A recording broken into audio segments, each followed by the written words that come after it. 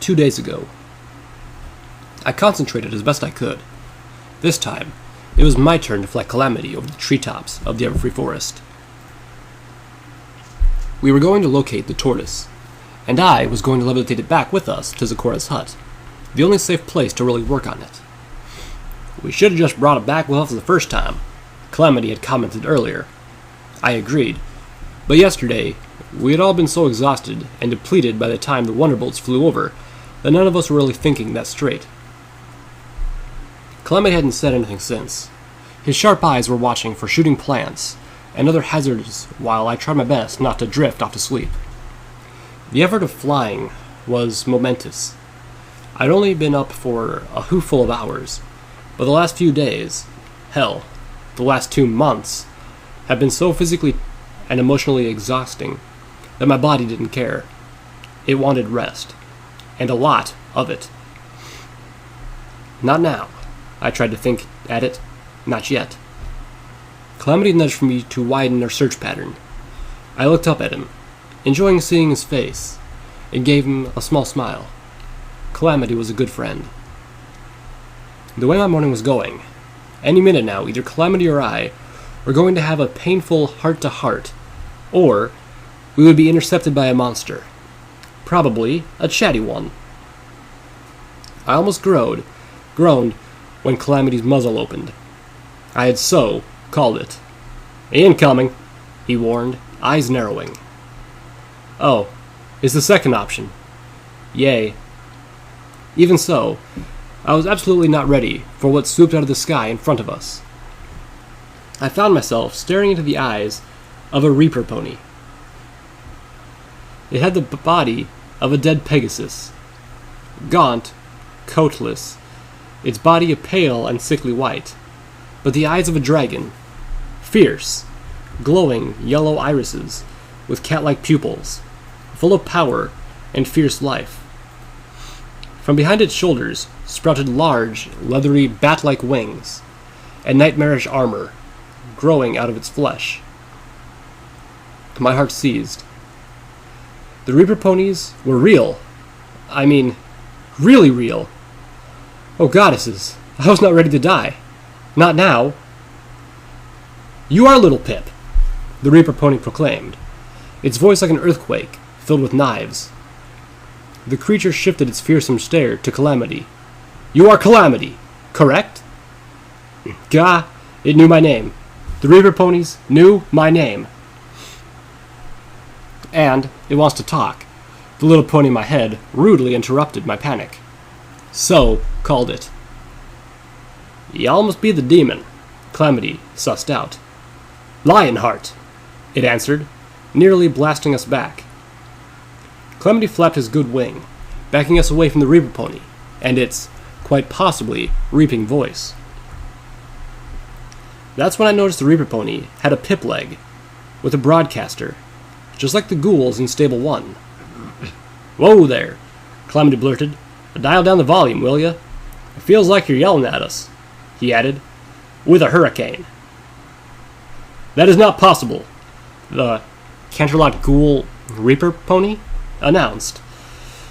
The armor of the palace guards was enhanced by Princess Luna herself, that we may speak in the royal Canterlot voice, so that our words can carry the proper weight. Okay. Not a Reaper pony, a survivor of the destruction of Canterlot. But do not fear, we are here to help. We? Calamity asked cautiously, raising an eyebrow. As in, Royal Alicorn Pseudo-Goddess, we? No, the Canterlot Ghoul blasted. As in, we! Not following, Calamity told him, looking around for a second bat-winged Canterlot Ghoul, or for that matter, a second anything. In response, a tiny white field mouse with the cute little pink eyes scurried up to the Canterlot Ghoul's hideous neck armor and perched on his head, squeaking. The little fellow's whiskers wiggled cutely, and for some reason I couldn't fathom, the tiny mouse struck an even deeper note of terror in me than the apparent Reaper pony had. Wait, my little pony insisted. I should know this. My little pony slammed bits together of memory into a puzzle. His name was Lionheart. I remember DJ Pon-3's broadcast in the Enclave attack on Friendship City. A broadcast focused not on the horror and tragedy, but on the heroic response she was seeing all across Equestria. I have a tale here of two such heroes taking down one of those warships just south of Stalingrad. Left a calling card, a lion and mouse. Well, tell you what, lion and mouse, drop by 10 Pony Tower sometime. The only raptor taken down in a battle I wasn't there to witness. I recalled the rising panic of the communications officers on the Enclave inner warship channel, just before it went deadly.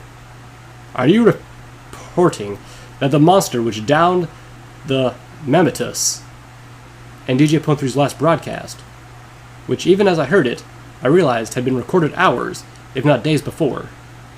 Homage wasn't going to make it easy for the Enclave to catch her, after all. I interrupt the Enclave depressing-ass music for a special broadcast. Today, I have with me two members of the Wasteland Resistance, none other than the Enclave fighting duo of Lion and Mouse, and I'll be speaking with them about the good fight, the blows they have struck to the Enclave, and what every pony can do to lend a hoof. And finally, Watcher. Homage herself insisted she can't make it, and she told me to tell you that she's sending some more allies your way. The allies of my mare friend took out the Overcast. Holy hot sex with Celestia. A field mouse? Calamity blinked. You brought your pet? DJ Pon-3 sent us, the ghoul announced, confirming what I had deduced. As proof, she told me to give you this.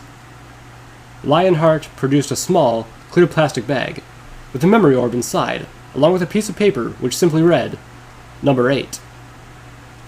The mouse snorted, just a little, blasting the air with yard-long streams of terrifyingly solid pink. Oh, Calamity muttered. That mouse. Today, aboard the Glorious Dawn, Ensign Fancy Lad adjusted his headset once again, listening to reports from the southern detachment of Raptors. The bombing runs were proving effective at clearing out embedded clusters of enemies, but they were losing an uncomfortable amount of bombing wagons to sniper fire. Goddesses damn them, he muttered. They've seated snipers amongst the slaves. He reached a hoof to a switch beneath one of the terminal monitors. Raptor Necarius was in perfect position, and otherwise only lightly engaged. He flipped the switch. Senior Comm Commander, this is Ensign Fancy Lad reporting. I suggest we send Raptor Necarius to purge the slave compounds on South Sector 5. Copy that, the stallion's voice responded, and those were the last words Fancy Lad ever had heard. He spent the next 10 seconds spasming as fatal static poured out of his headset, his brain melting out of his ears and nostrils. Likewise, nearly all 30 other members of the Glorious Dawn's communication centers collapsed, many of them not even managing to scream. One of them, a mare who had put her headset aside to get a cup of coffee, now galloped for the elevator doors. With each yard, she staggered more painfully, her mind ripping apart from the soft hiss that flowed out of every headset in the room. The mare collapsed, her eyes swimming in pools of blood, less than a hoof's reach from the elevator, but no longer able to stand and reach the button. The elevator door slid open anyway, pouring out a thick, blanketing mist of pink, revealing the bat-winged ghoul and his little friend standing just inside. 2 days ago. Throw 'em at kill and joke, till one of 'em sticks? Velvet Remedy's eyes were shooting stilettos at the albino hellhound. What? He asked, at least feigning ignorance. Kill and Yoke turned a mare hellhound into a female pony. Velvet blinked, her eyes widened. I could almost see the spark of innovation ignite behind her black pupils. "Oh! Oh!" She pranced in place. "Idea!" she sang out, then galloped over to the doorway of Zecora's hut, virtually accosting Calamity and me. "Oh, we just need to go to Stable 29. She looked at us pleadingly. "Can we? Please?" Almost timidly, she added, "If that's all right, and it won't interfere with your Calliston plans." I nodded, walking through the doorway. "Of course we can." After the gushingly thankful look she gave us, I couldn't quite bring myself to tell her that we would have been going there anyway. "Greetings! You are Velvet Remedy!" "Oh my gosh!" Velvet Remedy backpedaled as Lionheart's imposing figure filled the doorway. "Have no fear! We are here to—" He was cut off by the pained yelp of the albino hellhound. We turned to see the cyberhound crouching in a corner, his paws clamped over his ears. Maybe y'all ought to stay outside," Calamity suggested. I suspected it was less for the hellhound's sake than, and more for of ours. Velvet Remedy was already giving the whimpering Kuzanar to poor thing look. I nodded to Lionheart. I wasn't so nearly as concerned about the not a Reaper pony as I was about the pet he traveled with. She had managed to fill an entire raptor with concentrated pink cloud in the space of less than 2 hours. The little beast could probably kill every pony in the hut with an accidental sneeze. "Speaking of clandestine plans," Calamity started, "why don't you fill us in just a little bit about what we're doing? What's this big meeting you got hidden under your, horn?" The rust-colored stallion blushed a little. Apparently, there was a Pegasus colloquium that just didn't apply to unicorns. I had 2 options: answer quickly, if only for his sake, or delay by needling him about the hiding things under my horn. The later was so tempting. "As I said, I've got a plan," I began. "But we can't pull it off alone. The way I figure it, we need the help of 7 of the allies we've currently made in 2 months. 2 of them are currently at Spike's Cave, and one of them, Lifebloom, is with us already." The curly-maned white unicorn, who had been laying pensively near Zenith's cot, looked up at the mention of his name. Back in New Appaloosa, the night after the Sonic Radboom, I asked Watcher to use the sprite bots to contact the others and gather them. I didn't mention that one of those crucial ponies, my beloved Homage, wasn't going to make it. We're going to be gathering together in a cave in less than a day, and I'll tell you everything else once we're there. Well, almost everything. But there are some things we need to do first. Spike's Cave? Calamity raised an eyebrow high enough to knock back his hat. Good thing we managed to get a pair of wings. He winced as he tried to flap his bound and wounded wing. Enclave tanks ain't designed for Griffin pilots, and we'd never make that distance on hoof. "You will be delivered swiftly," came the bellowing voice from outside, the open door banging from the blast.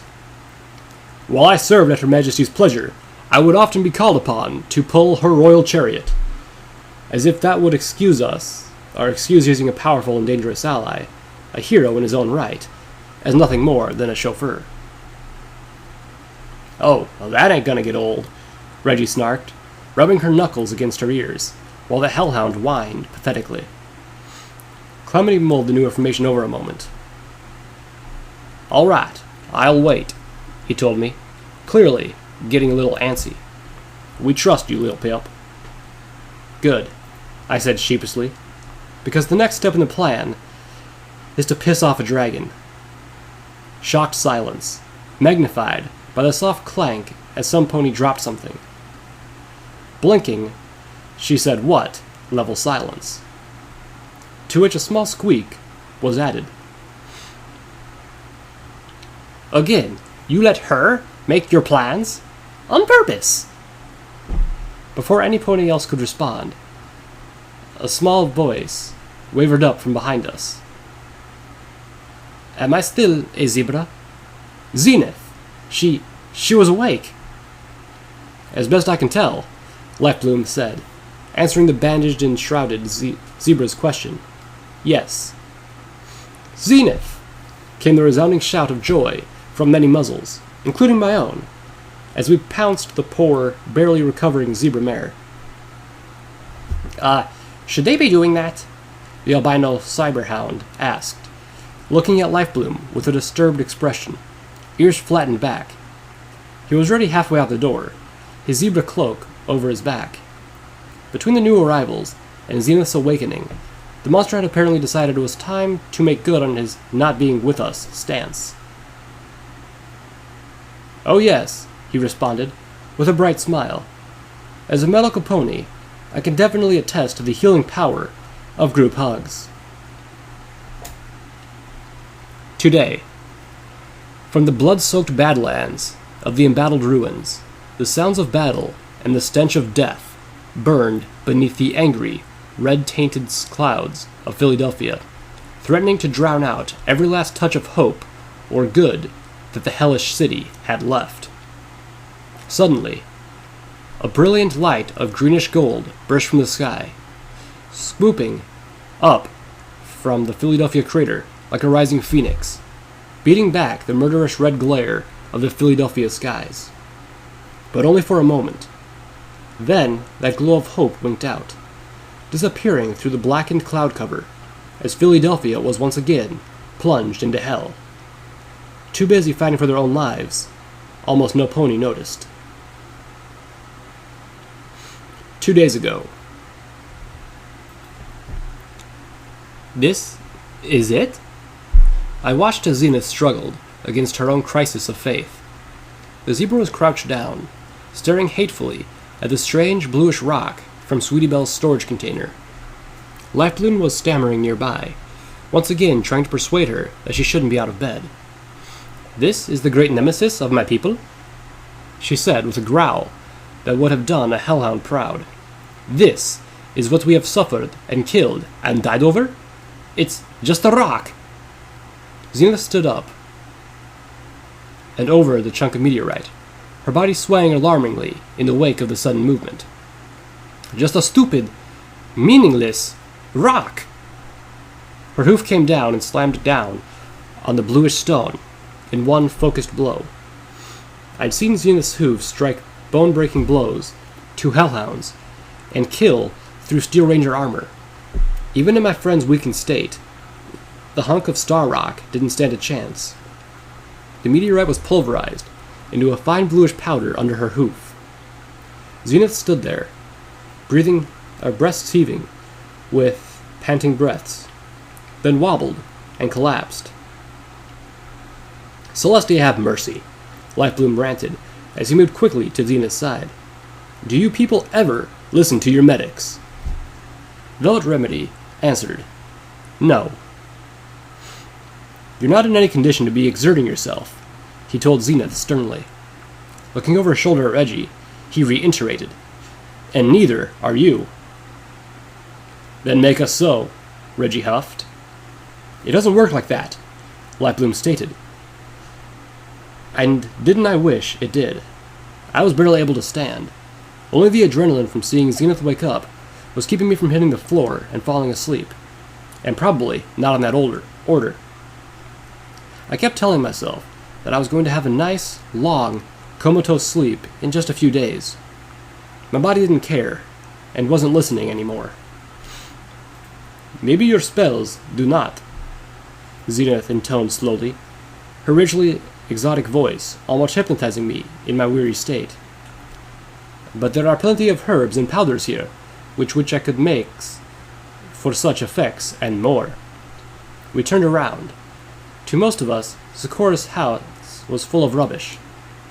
Amongst the shards of pottery and broken glass were numerous bottles, vials, and jars of what, to us, was nothing but preserved weeds and dissected garbage. But Zenith was seeing more. Much more. This hut. This was clearly once a home of a great zebra alchemist, Zenith informed us. The wonders of these receptacles contain... She trailed off. So, Reggie said hopefully, we're not going to miss out on the big fight after all? Zenith's gaze fell on me. We will be ready for battle, little one. Just... Could you help me stir? She blushed slightly. And stand up. Today, Stern watched from the roof of what had once been Red Eye's office in the Ministry Morale, as the Cyber Dragon, surrounded by 6 of those damned raptors, finally let out a dying wail and fell, twisting in the air as it tumbled back to the earth. Its body crushed, the ruined buildings beneath it, a bellowing cloud of dust and rubble washing through the streets. As pure luck would have it, the dragon's tail struck down one last raptor, pulverizing the dragon's killer starboard propellers. The dragon had taken one down with it. Good for you, Stern grunted. The roof access door slammed open behind her. The griffin heard hoofsteps galloping out. What? She asked, her voice filled with measured annoyance at the intrusion. The sleek black griffin turned her white feathered head towards the source of the bother, and stopped when she saw the battered and bleeding zebra in a tattered cloak and haggard saddle pouch. The zebra was panting heavily, her body scarred, almost shaking with drive. Stern stepped back, considering the zebra. Wait, I know you, she said after just a moment, her eyes lighting with recognition. You're that fighter from the pit, the one Red Eye let go. Stern was not a stupid griffin. She knew where the few zebra slaves she had captured came from. And even if she didn't, it was impossible to miss the burning hatred in this one's eyes. With a flap of her wings, she took to the air, carrying herself out of what she knew to be the zebra's rather impressive jumping range. Sorry you came all the way home for nothing, she told the zebra flatly. But I have no more critical things to deal with than you and whatever score you have to settle. In case you haven't noticed, we're at war. The black griffin gave the zebra a dismissive wave of her tail as she turned towards the area where the raptors were beginning to separate. 2 of them already starting to burn away her ground forces and her city with their powerful plasma cannons. Zenith panted, snorting, as she watched the Talon Griffin fly away. Then she craned her neck back, pulling her blood-winged talisman out of the pouch. Zenith tossed the talisman over her head, and groaned, in momentary pain as she grew wings of her own. 2 days ago.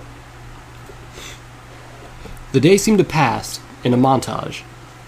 I slipped in and out of sleep several times, mostly in transit aboard the Tortoise. Zenith had spent hours working on brews, most of which she had administered to herself or to Reggie, although one had been given to Calamity to help strengthen his healing wing. A couple of those brews, I knew from experience, were not merely of the healing sort. Once Zenith and Reggie were fit to travel, we began to move.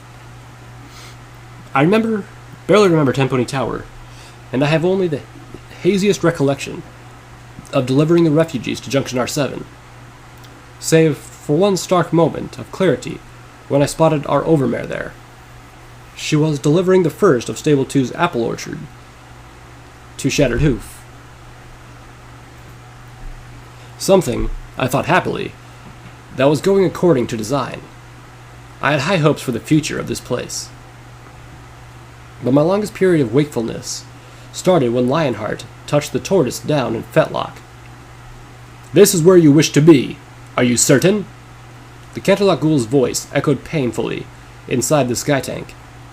I see nothing here but rubble. That's 'cause the real fun's underground, Calamity retorted, rubbing his ears. And, ow. Sorry, Lionheart bellowed, not helping in the slightest. Velvet Remedy and I quickly disembarked. It could have been worse. I had been concerned about taking a ride with Mouse. She may no longer be a gigantic, terrible, teeth-gnashing, sharp-scaled, horned, pink cloud snoring, could eat a pony in one bite dragon, but she was still one of the most dangerous creatures in the Equestrian wasteland. Possibly, in a way, even more so than before, now that she was no longer confined to the royal treasury, trapped inside a fused hoard of gold, gems, and valuables. From what I had gleaned from Lionheart, Mouse had survived the crumble and fall of Canterlot by just being that tough. As if the transformation hadn't somehow taken all the ancient dragonic resistance and compacted it down into this new, and admittedly cute, form. That was not what the spell was supposed to do, but then, dragons had magic of their own. When I put voice to those concerns, the former royal guard had responded by producing what I had at first mistook for a giant purple marble. On closer inspection, I could see that the glass sphere had once been some sort of pet ball, the glass surface having warped so badly that the concentrated pink cloud inside it became completely sealed. "How does she get in and out?" I asked. "How does she breathe?" Velvet wondered aghastly. She quickly checked herself. Of course, she doesn't have to, does she? She could be the ultimate Canterlot ghoul, I suppose. The Kkat, Reaper-like Pegasus had nodded to her, answering me cryptically, "Dragon magic." I went out on a limb and guessed he didn't know either. Velvet Remedy and I trotted carefully through the bleak rubble of Fetlock. I had my EFS up, but my compass wasn't showing any hostiles. It wasn't showing any life at all. The cold wind stirred up flakes of ash and debris. In all directions lay ruins, which were once bright, happy homes of pony families. As we neared the waiting station for Sky Bandit stages, my eyes caught black writing on a freestanding wall, centuries-old graffiti. "Every pony is gone." I was moored in place by the overwhelming desolation of the equestrian wasteland. My reverie was broken by the sound of a ponyhole cover scraping against asphalt as Velvet Remedy shifted it open with a hoof. She glanced at me sheepishly, probably realizing that I would have been a better job for her horn, and then vanishing into the darkness below. I moved forward to follow her, but my ears caught a sound, a touch of conversation. Cautiously, I moved towards the shelter where I had found my first manticore. As I neared, lights winked into existence on my compass, and the voices became clearer. I breathed a sigh of relief, as none of them appeared hostile. "Even got a fresh supply of dash, straight from the angels," I heard a stallion saying. "And just tell me what you need. The good doctors got your fix." Replied a grizzled voice. "You're selling sticks. I don't need sticks, especially sticks from a pony." "No," the stallion repeated, skillfully hiding any hint of exasperation. "Fix. I have your fix. Drugs, my good doggy, drugs." Rounding the corner, my eyes alighted on a pony dressed in what had once been a high society attire, probably from Tempony Tower, before it became so well-traveled. He was accompanied by a Brahmin and a griffin, the latter wearing Talon armor, with an unfamiliar insignia. Neither God's nor Stern's company, carrying a rocket launcher over her back. The customer with the stallion was attempting to engage in conversation with was a heavily grayed elderly hellhound holding a brush gun modified with a scope. The hellhound was crouching down, staring closely at the pony, a look of confusion in his face. "You got rugs? How are you going to stop the winged ponies with rugs?" the hellhound barked. Are they flying rugs?" I cleared my throat.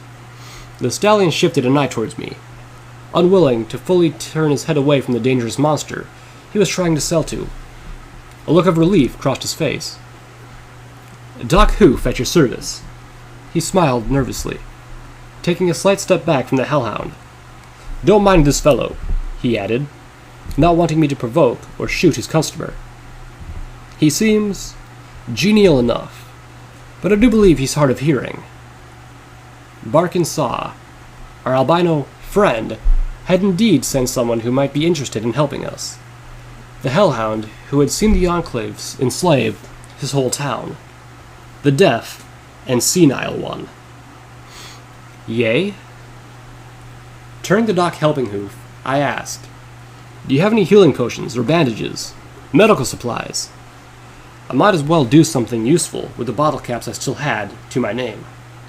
"Oh yes," the stallion whined proudly. "Ever since that remedy lass invested, I've been able to procure quite the stock." "Wait, what? Velvet?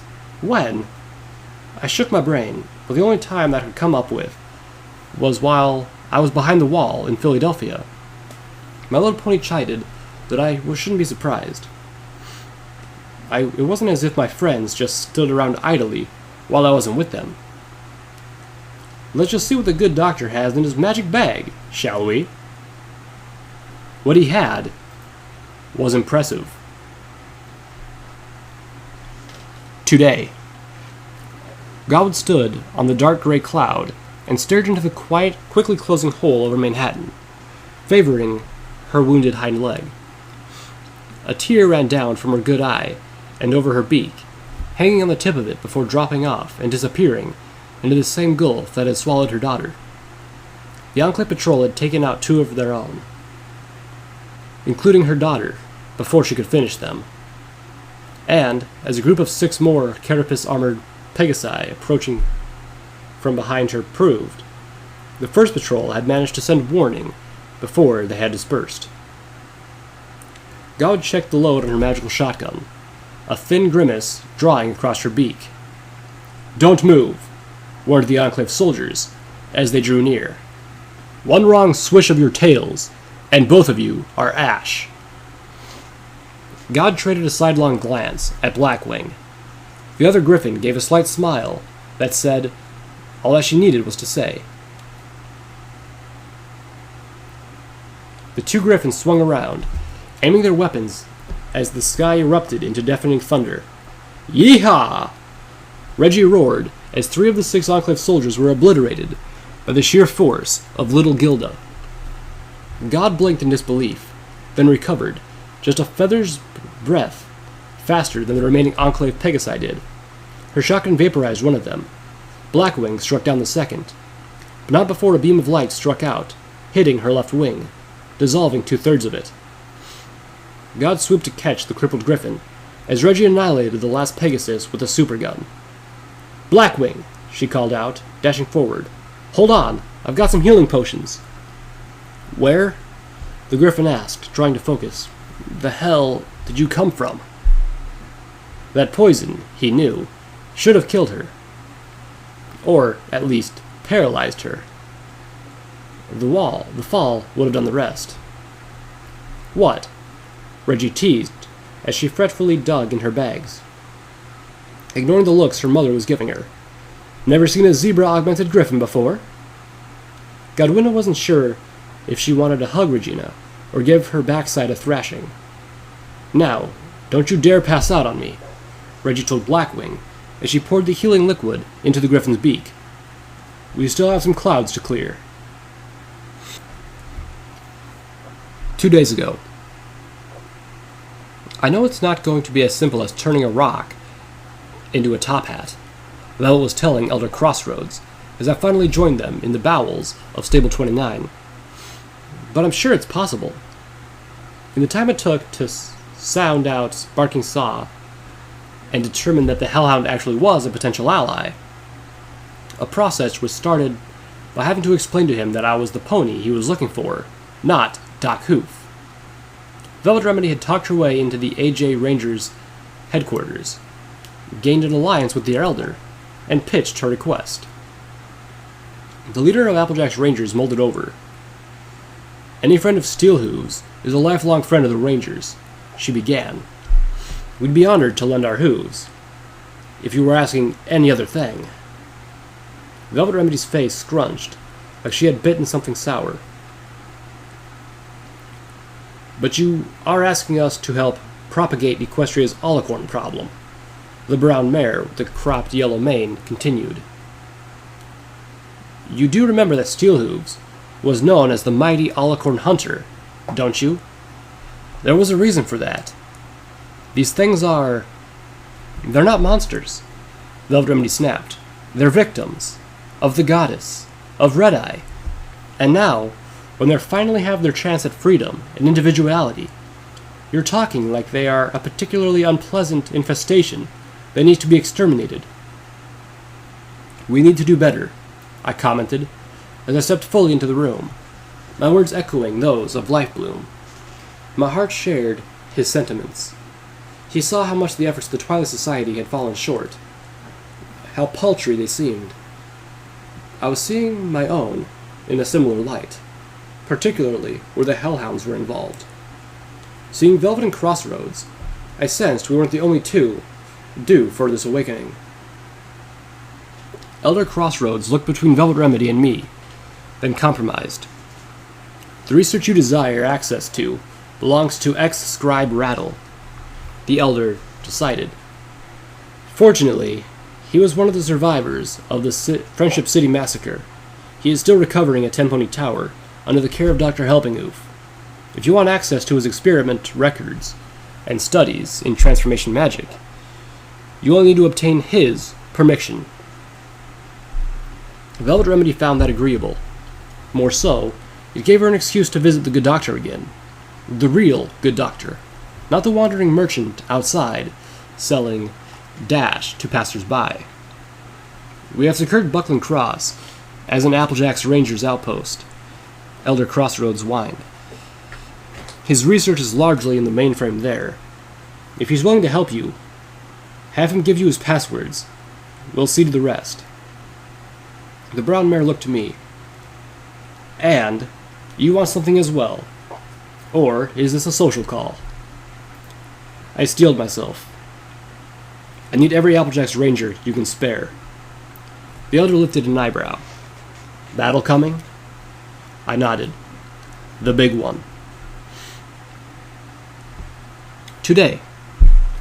Zenith hit the garbled rooftop with a bone-cracking thud, skidding down the broken roofing tiles and thumping against the jagged remains of a chimney. Stern landed on the apex of the roof with her hind legs, cradling her shattered firing arm. Glaring down at the zebra, who had dared challenge her in the air. Zenith had proven every bit the better fighter that she had shown herself to be in the pit. But being the better fighter isn't worth much in Pegasus fighting when you're up against a better flyer. And this zebra used her wings like she'd just run them. This was a doomed fight from its inception, Stern growled, deciding how best to finish the damned slave. Her preferred method, her anti-machine rifle, was no longer an option, as the pain in her arm attested to. The zebra had seen to that. Just who do you think you are? I am no one, Zenith said softly, coughing up blood. Stern's eyes widened. Hadn't this one been mute? Maybe she was thinking of the wrong zebra. No, that wasn't possible. Then, what made you think you could take me? Stern hissed in disbelief, shifting carefully down the slope of the roof, silhouetted against the boiling red of the Philadelphia sky. Because, Zenith coughed again, moaning in pain as she tried to get back up. I am not alone. What? Stern managed, eyes widening, just before the second zebra appeared overhead, the wind blowing back the hood of her cloak as she dove her hooves into the black griffin's back at spine-shattering force. Don't touch my mother! 2 days ago. Sunset spread across the equestrian wasteland like a heavy blanket, the ruddy colors making the cloud curtain glow like a warning light. It looked like the clouds were bleeding. Elder Cross had given us a full dozen Applejack's Rangers, and offered us access to their armory. I personally climbed the ladder. This wasn't a battle we could win with bullets, but I made sure that each of the Rangers was fitted for the fight of a lifetime. Paladin Strawberry Lemonade? Clemity asked, sounding impressed.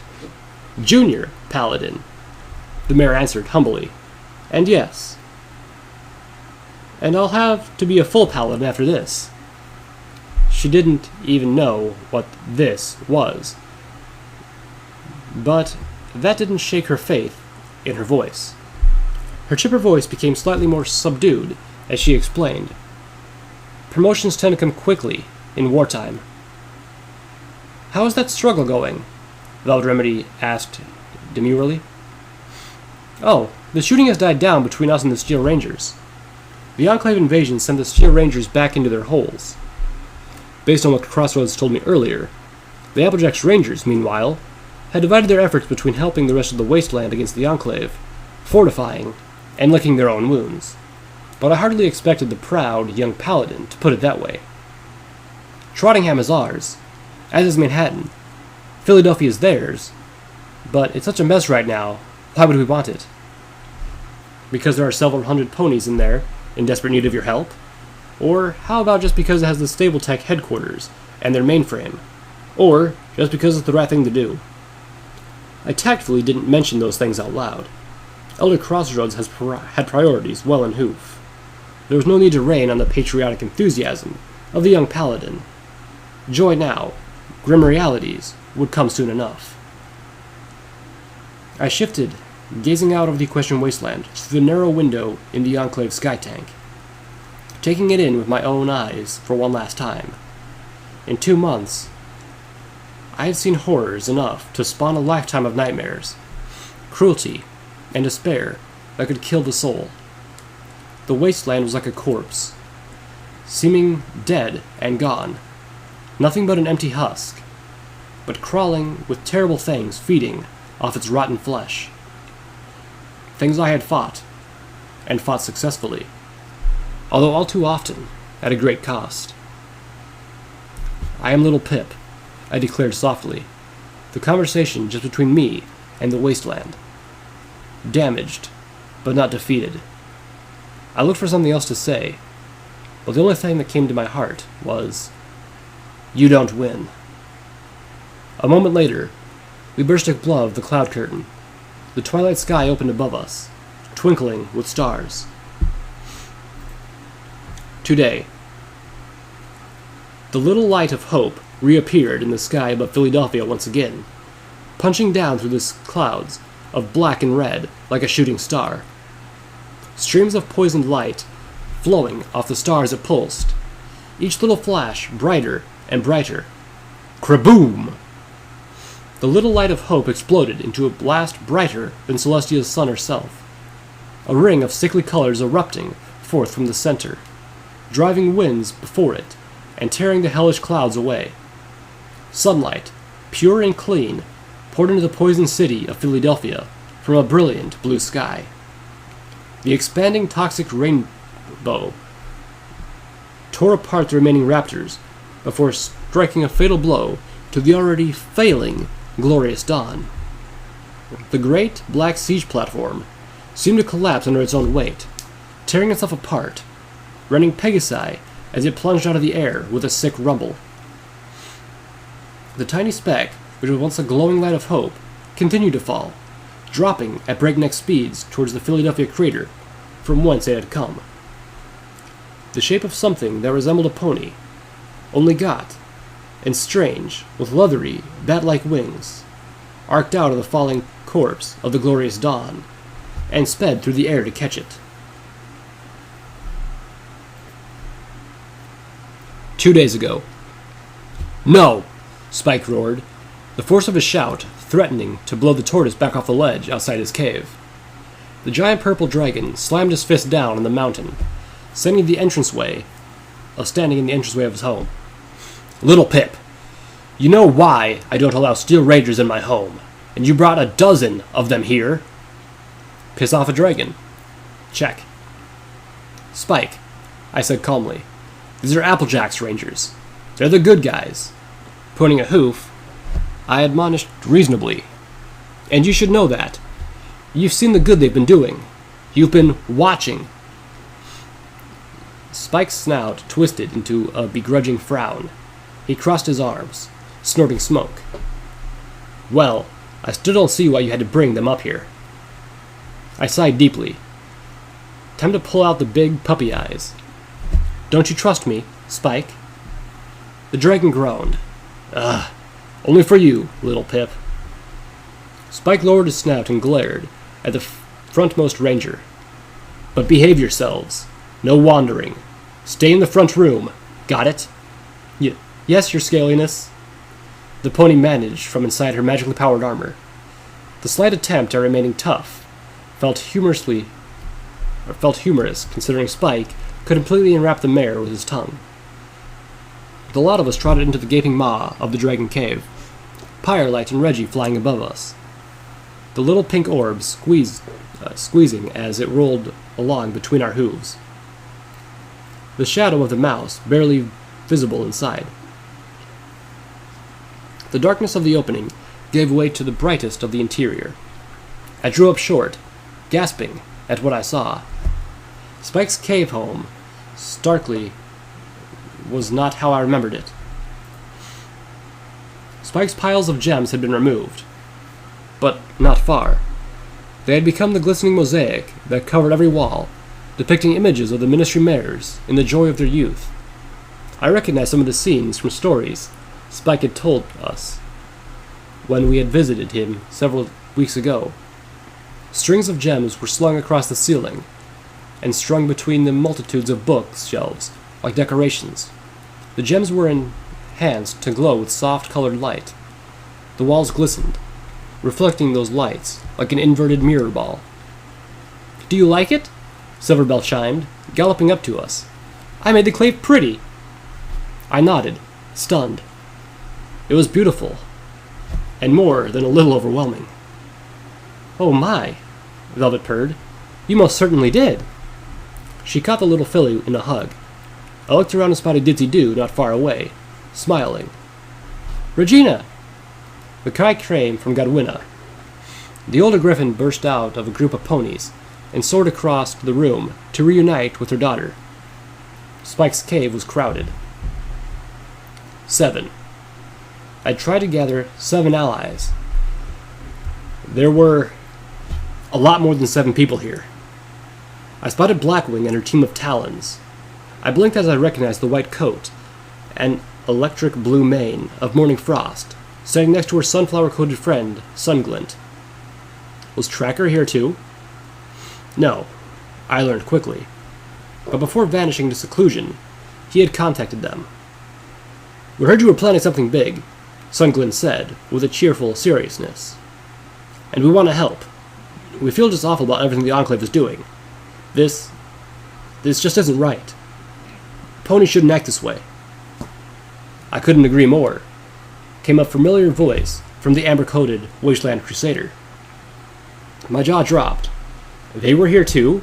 What? How? Watcher told us, she said with a stubborn stomp. You didn't think you were going to leave us out of this, did you? Well, yes, actually. I didn't have words. Hell, I didn't even know several of these ponies. You invited my daughter? Zenith whispered into my ear, having spotted several zebras cluttered in the crux of 2 towering bookshelves.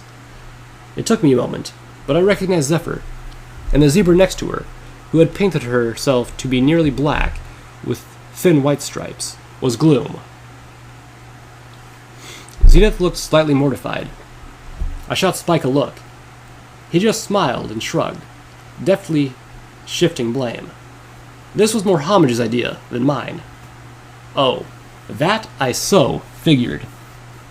I waded through the room, feeling dazed. Every few feet I was stopped by some pony, or zebra, or griffin, who wanted to greet me. All around me, conversations were bubbling. God thudded down in front of me, blocking my view from everything. Tears were flowing down her cheeks from her good eye, and I could see her fighting to keep her composure. "Tell me it was worth it," she demanded, her voice low and dangerous. I froze. Oh, goddesses. She'd just learned about Cage. "It was worth it, Mom," Reggie interrupted, flying up next to me before my brain could put words in my mouth. God glared at her daughter, but Reggie stood firm. "Cage," Godwina bit back a shout, tears flowing. "He was a fighter, a Talon, but he was my son." "He died like a Talon," I offered, my words feeling lame as they slipped off my tongue. "Brave, and steadfast to the very end." God's stormy demeanor did not improve. Reggie flew in front of me, nearly beak to beak, with the larger, more grizzled version of herself. "Cage died striking the fatal blow to the Enclave," Regina told her mother. "Not an instant kill, no, but fatal. A slow death, like the thrust of a poisoned knife." God seemed to appreciate that, but Reggie still wasn't done. "How many Griffins died, Mom, when the Enclave invaded the skies of our homeland? How many more do you think will die before they're done if we don't stop them?" Reggie brushed back her head feathers. "This was our fight long before it was theirs." Their conversations around us had gone silent. Every pony and dragon, griffin, zebra, and phoenix was watching. Reggie glanced back at me, giving me a small smile before rounding on her mother again. "And so far, it seems Calamity and his friends have done most of the fighting for us. Was it worth it that Cage, your son, my brother, actually got in to blow? Fuck yes." Godwina Grimfeathers wiped her eye and gazed at her daughter. The rest of the room seemed to be holding its breath. Then I heard a whooping whistle, and the Ember Mare started stomping applause. Soon, the whole room was thundering. "Well, okay then," Godwina said softly. "You didn't need to yell. I am your mother." Reggie looked sheepishly, and then enwrapped her mother in an embrace. "Huh? What's going on?" Barkin Saw asked nearby. "What did she say?" Today, we emerged from the cloud curtain right beneath Navarro, and flew directly into the path of two of the raptors. Spike tore past one of them, breathing green fire across its propeller array as he passed. Half the propellers exploded in flame, the others dissolved outright. The burning raptor canted out of control and began to dip into the cloud curtain. "Victorious! This is Raptor Nocteculant," a voice cried alarm over the Enclave military channel and in my ear. "We're under attack! It's a dragon!"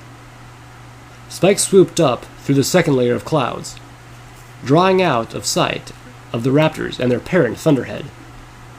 He drew up, hovering just outside the wall of blue light that protected Navarro, his giant wings flapping slowly. Inside, Pegasi were galloping out of barracks and buildings, staring up at the humongous purple and green creature who had positioned himself between them and the morning sun, casting a shadow across the eastern part of the base. The raptor, Nocteculant, tore up through the clouds, its weapons swiveling toward Spike. Bright light building up inside the barrel. Spike attacked the shield. The blue wall of energy buckled, warped, and collapsed under the unstoppable force of Twilight's #1 assistant.